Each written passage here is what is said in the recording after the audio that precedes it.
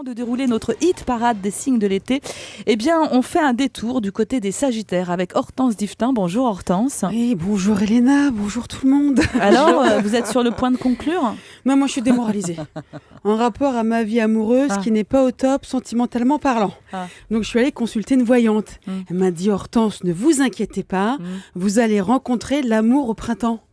Génial. Bah oui, comment vous dire que comme un fait exprès, cette année, on n'a pas eu de printemps.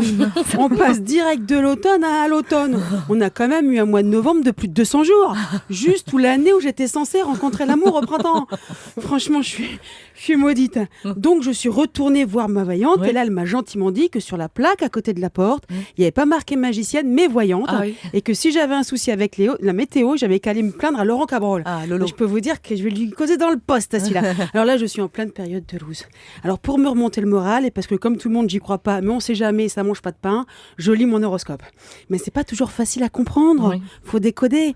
Par exemple, là j'ai lu que ma lune allait rencontrer le lait solaire pendant que mon soleil rentrerait en concordance avec la sieste. Bah tout va bien pour votre lune c'est alors. Bon, on dirait presque de la poésie.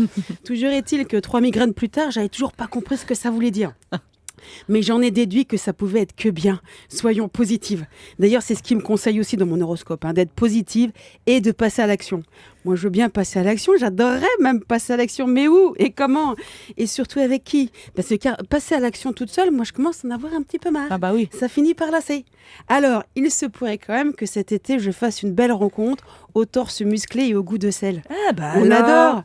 Oui, mais là où je flippe un peu, Elena, c'est que comme cette année, finance oblige, je passe les vacances chez ma mère dans la Creuse, le torse musclé au goût de sel, je me méfie. À moins que le type se soit perdu en allant à la plage, qui est quand même à 300 bornes de là, je vois pas comment ça va être possible. Alors, est-ce que je vais quand même finir par rencontrer le prince charmant, Muriel, sachant que jusque-là, j'ai toujours rencontré que des crapauds.